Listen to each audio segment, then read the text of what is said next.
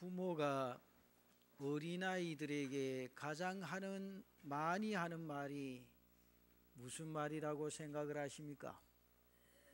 저는 그렇게 생각을 해봅니다. 하나는 인사해야지라는 말입니다. 아직 예절이 뭔지, 인사가 뭔지 잘 모르는 아이에게 인격을 가르치기 위해서 이 말을 많이 합니다. 아이가 함께 길을 가다가 아는 사람과 마주치면 아이에게 인사드려야지 하며 인사성을 가르치는 겁니다. 또 하나는 조심해라는 말이라고 생각을 합니다. 항상 어린아이는 부모의 눈에 불안해 보입니다. 자전거 탈 때도, 롤러 브레이드를 탈 때도, 놀이터에서 재미있게 놀 때도, 그리고 뛰어갈 때도 부모의 입장에서는 조심해라는 말이 쉬지를 않습니다. 왜냐하면 우리 아이가 다칠까 봐 그렇습니다. 너무너무 사랑스럽거든요. 눈에 넣어도 아프지 아니할 내 새끼가 혹 다칠까 봐 염려가 되어서 그렇습니다. 성경에서도 보면 조심하라 그 말씀이 많이 나옵니다. 조심하라, 그리고 스스로 조심하라 거듭거듭 말씀하고 있습니다. 왜 그러십니까?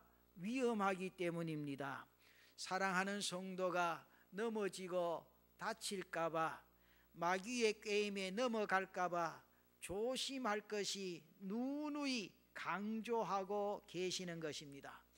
오늘 본문 15절에 나타난 말씀 보면 선지자라는 말이 나옵니다. 여기서 선지자는 엘리야나 예레미야 같은 그런 선지자들을 가르치는 말이 아닙니다. 선지자는 넓은 의미에서 말씀을 가르치고 전하는 자들을 포함합니다.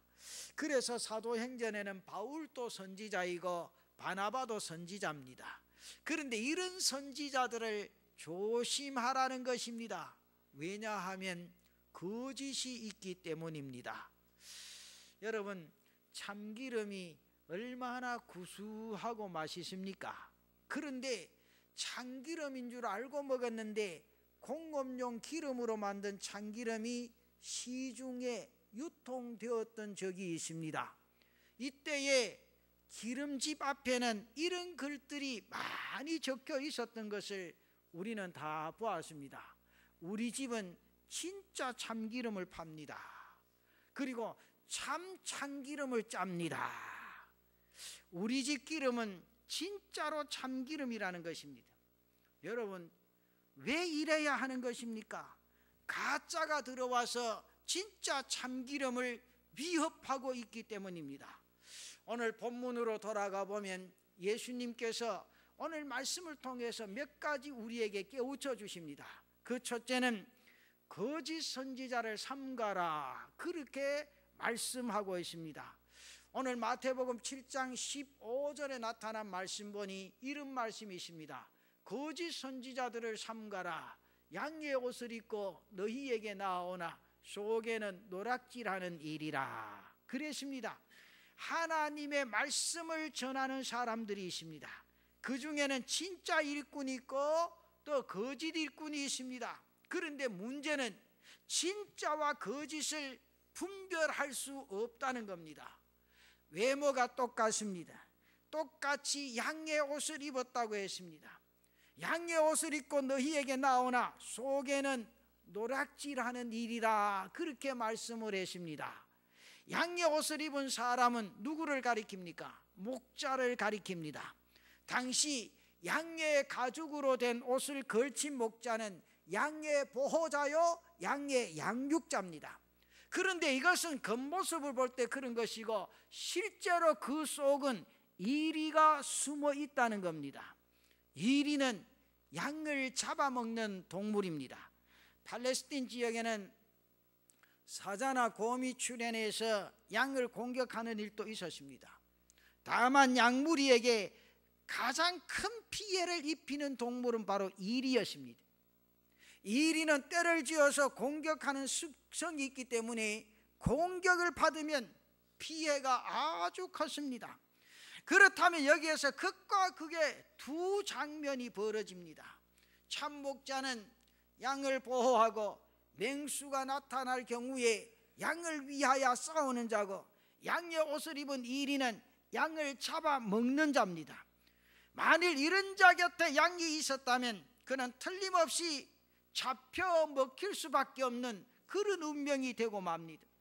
신약 성경 고린도서 11장 14절에 나타난 말씀 보면 이런 말씀이 있습니다.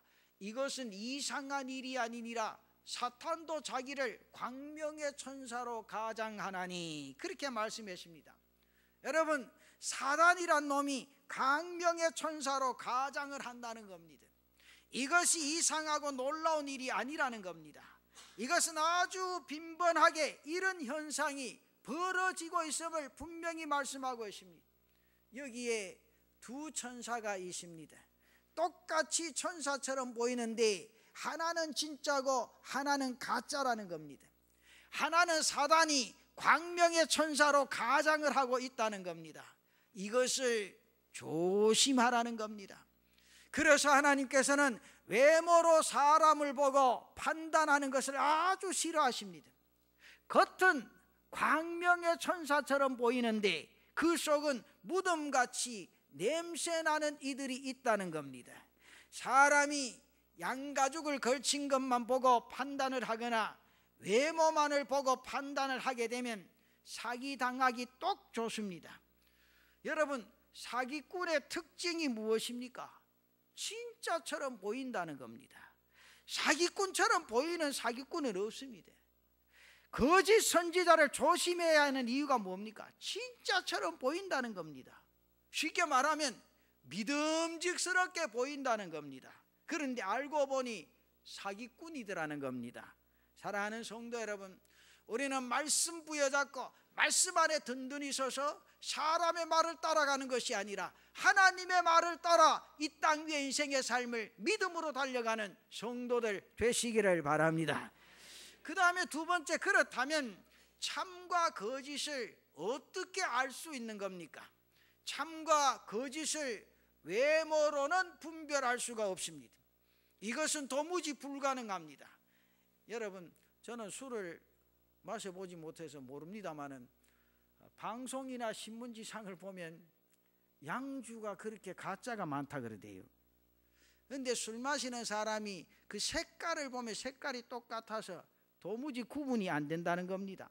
그런데 어떻게 아노 물어보니 맛을 보면 알 수가 있다. 그래서 가짜 양주는 술이 좀 취해 있는 사람, 술을 한 병쯤이나 두 병쯤 마신 사람, 자기 정신을 조금 가누지 못할 때 혼수 상태에 빠진 손님들에게 가짜 술을 내놓는다는 겁니다.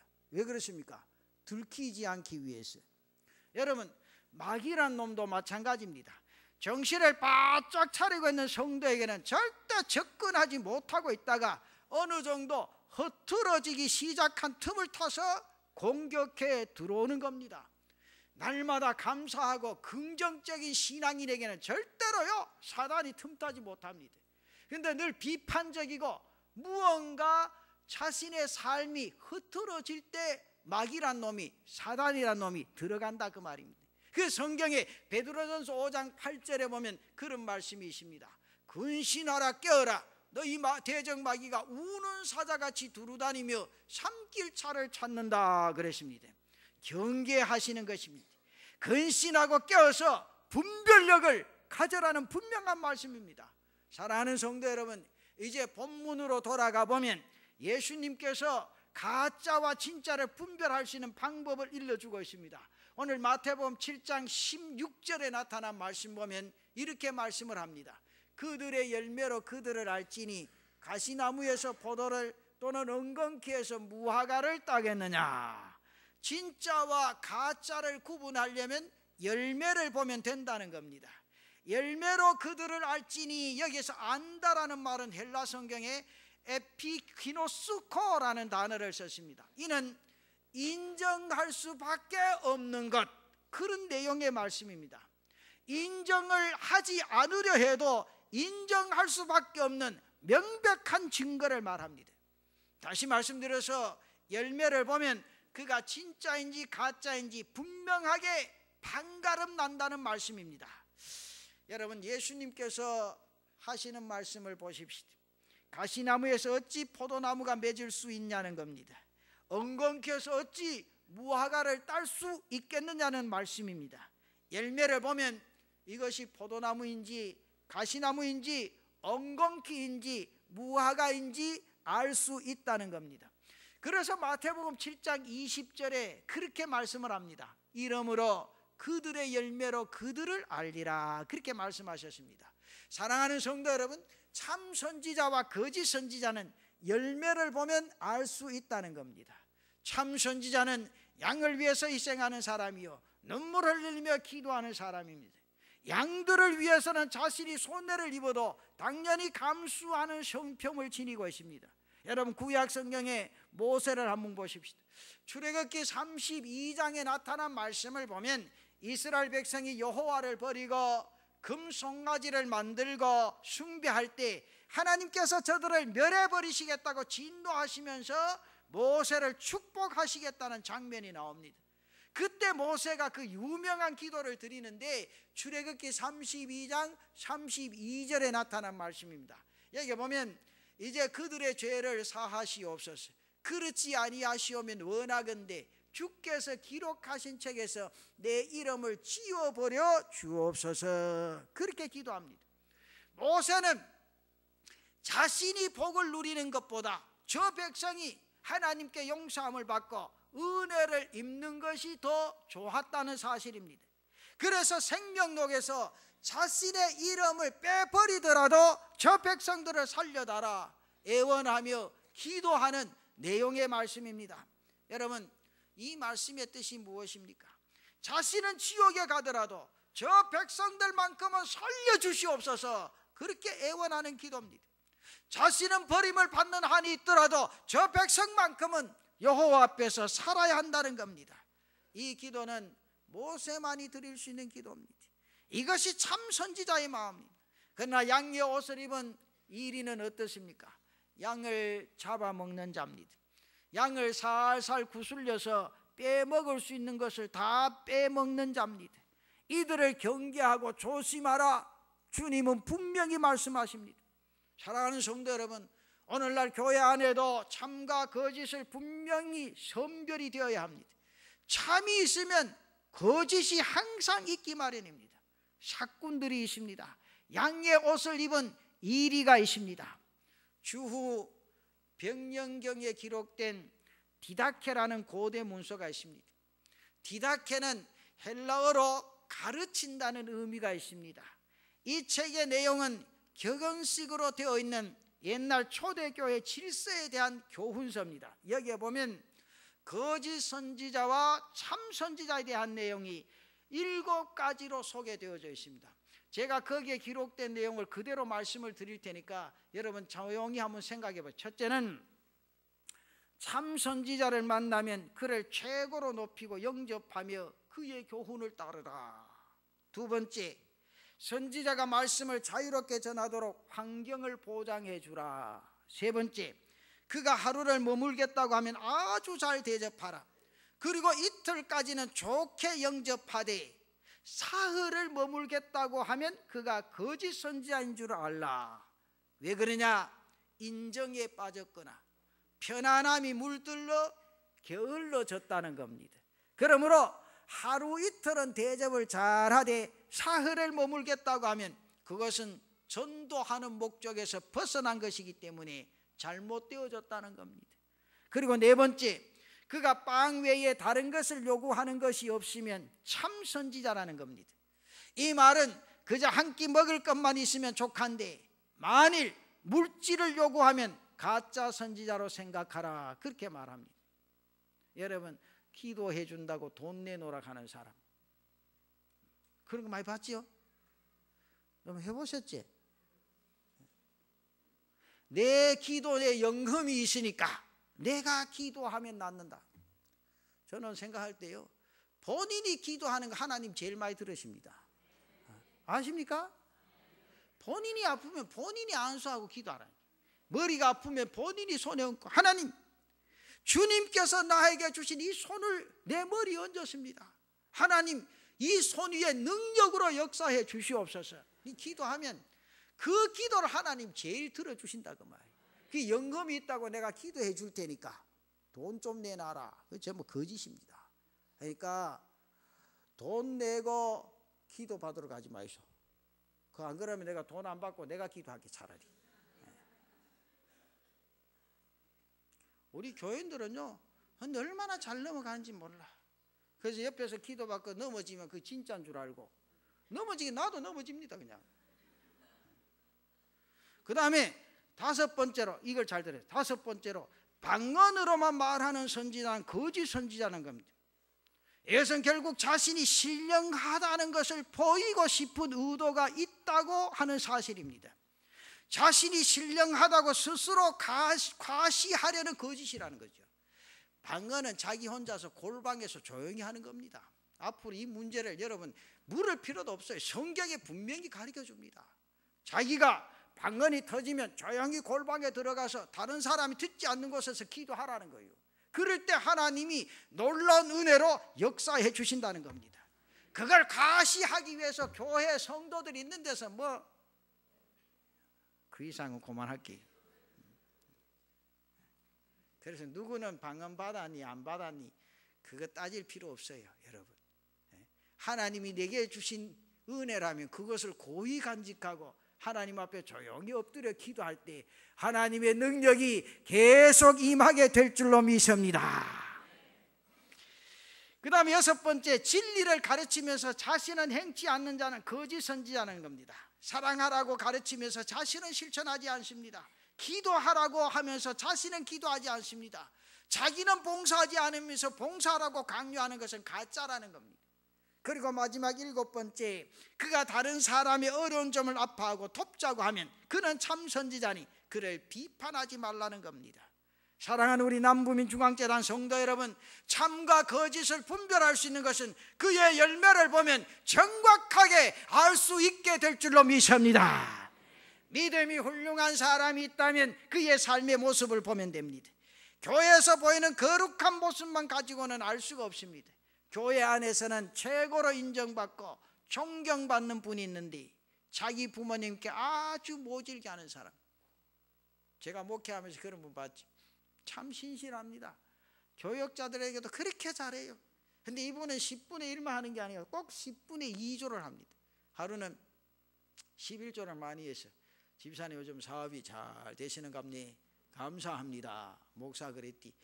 목사님 저는 10의 1조가 아니고 10의 2조입니다. 그래, 그러십니까? 앞으로 10의 3조까지 할 수 있도록 더 기도하이소. 그랬더니 이분이 나보고 하는 말이, 목사님 그런데 내가 가슴 아픈 일이 하나 있습니다. 뭔데? 근데 우리 부모님에게 아주 용돈 한번 못 드려봤습니다. 내가 뭐라 했겠어요? 나도 못 됐거든. 그래서 하는 말이 10분의 1만 드리고 10분의 1은 부모에게 드려라. 하나님이 그 물질을 어찌 기뻐하겠냐 그 말이요. 살아있는 부모한테도 못하면서 보이지 않는 하나님 앞에 그것도 믿음 좋다고. 저는 그 생각 안 합니다. 그럼 생각해 보세요. 자기 부모도 못 섬기면서 뭘 그래? 그래서 그랬더만, 목사님 그래도 됩니까? 내한테 묻지 마. 본인 믿음이요. 목사가 볼 때는 그 잘못된 믿음이요. 당신 부모는 잘 먹고 사나? 그랬더니 목사님 형편 안 좋습니다 그래. 형편 안 좋으면 그 부모한테도 드려야 될 거 아니요. 근데 10분의 1조는 띠먹지 마라. 그건 하나님 명령이다. 그럼 10분의 2 하지 말고 10분의 1은 또 이 소리 들으면 엄청 손할게. 내가 10분의 2 하고 했는데 그만 10분의 1 해도 되겠구나. 그게 아니고 이 사람이 한 믿음은 그게 잘못됐다 그 말이에요. 그래서 저는 결혼할 때 제가 주례하면 꼭 이야기하는 게 있습니다. 10분의 1을 하나님께 드리라. 첫째는 주일 성수하고, 두 번째 10분의 1을 하나님께 드리라. 그 다음에 10분의 1은 양가 부모님에게 드리라. 양가 부모가 또 20분의 1이 아니고 10분의 1은 시댁에, 10분의 1은 처가에, 친정에 드리라. 그리고 10분의 1은 자식을 위해서 저금해라. 얼마나 남노? 10분의 6 남습니다. 먹고 살겠나 못 살겠나? 힘든데요. 힘들어도 그래 살아라. 옛날에 너가 부모는 그보다 더 어렵게 살았다. 내가 아닙니까? 맞죠, 다. 옛날에는 그보다 더 어렵게 살았어. 그럼 내가 왜 10분의 1은 자녀들을 위해서 저축하라고? 10분의 1 본인들이 사랑해서 낳았잖아. 그럼 책임을 져야지. 그럼 그때부터 저금하면요, 여러분 한평생 공부식인데 걱정 없어. 목사님 요새 보험제도가 잘 돼 있어. 쓸데없는 소리 하지 마. 하나님의 방법대로 하면 그게 최고의 방법이요.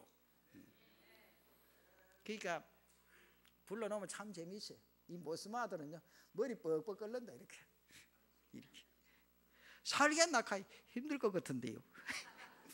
그럼 가라고 막 딴 데 가서 주례받아. 그럼 한참 생각하다 이제 자매들이 보통 믿음이 많거든. 옆에 보면 꼬집는다고 막 얘기해라. 그럼 내가 거래가 넘어갈 사람입니까? 통장 만들어 오너라. 결혼하기 전에 통장을 만들어 오너라. 통장 보고 하자. 그런데요, 부모님들도 정신 바짝 차려요.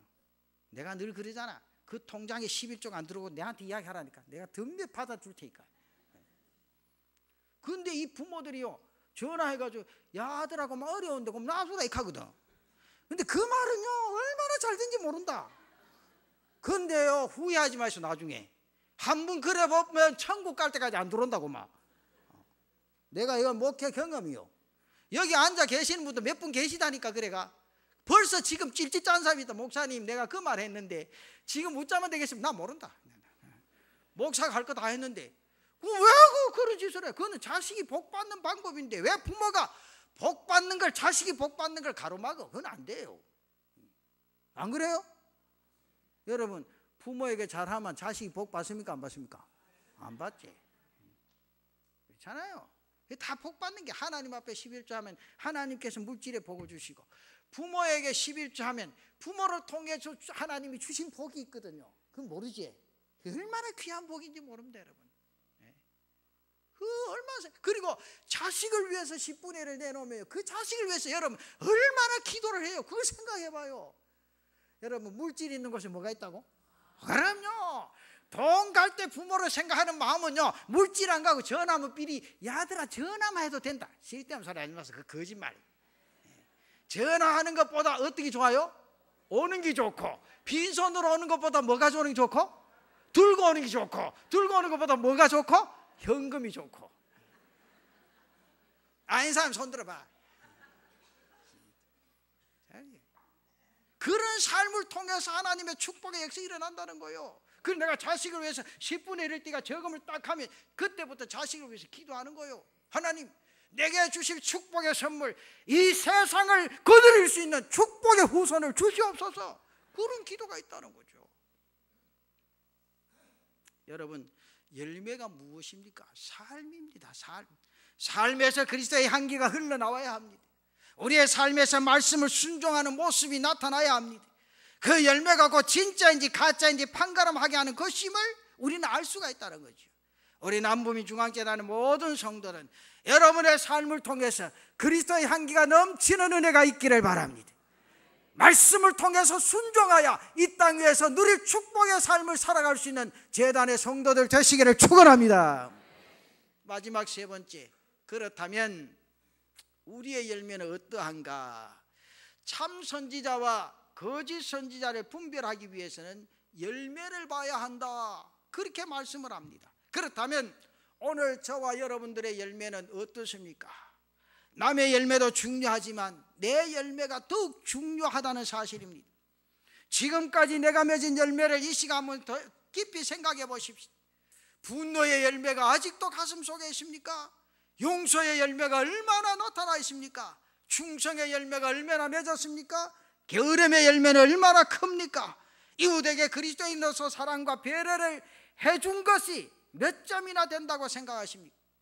이웃에게 손가락질 받는 것 점수로 따지면 몇 점 되겠습니까? 솔직히 내 열매를 헤아려 보니 별로 생각나는 것 없습니다.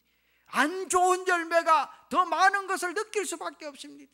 사랑하는 성도 여러분, 하지만 앞으로 좋은 열매를 맺는 우리의 삶들이 되시기를 바랍니다.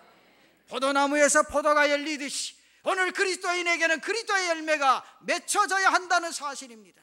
그렇다면 좋은 열매, 풍성한 열매를 맺기 위해서 우리는 어떻게 해야 할 것인가? 제가 신학교 공부를 하고 졸업식을 할 때 그날 설교하신 목사님 가운데 이런 내용의 말씀이 아직도 기억이 납니다. 여러분, 이제 목회 현장에 나가서 많은 생각들이 있을 터인데 교회를 부흥시켜야 하겠다. 여러분들이 성도를 변화시켜야 되겠다. 전도를 많이 해야 되겠다. 절대로 조급해하지 말라는 겁니다. 그 이전에 여러분들 좋은 나무가 되시기를 바랍니다. 좋은 나무가 되면 좋은 열매는 자연히 맺혀질 수밖에 없다는 겁니다. 성도를 사랑하라고 애쓰지도 말랍니다. 내가 주님을 먼저 사랑하면 주님을 사랑하는 자연히 성도를 사랑하게 된다는 겁니다. 그렇습니다. 좋은 열매를 맺으려고 고민하지 마십시오. 먼저 좋은 나무가 되시기를 바랍니다. 우리 남부민중앙재단의 모든 성도들 건강한 나무가 되시기를 바랍니다. 그러면 좋은 열매는 자연히 맺혀질 수밖에 없습니다. 좋은 나무는 농부의 손길을 그대로 받아들이는 나무입니다. 가지치기를 하면 아프더라도 가지를 버려야 합니다. 농부가 주는 걸음을 그대로 받아들일 때 좋은 나무가 되는 겁니다. 바로 순종입니다.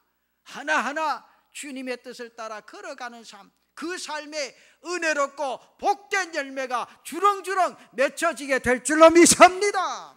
이러한 삶을 통해 하나님께 영광이요 내 자신의 인생의 삶에 행복이 넘치는 제단의 성도들 되시기를 주의 이름으로 축원합니다.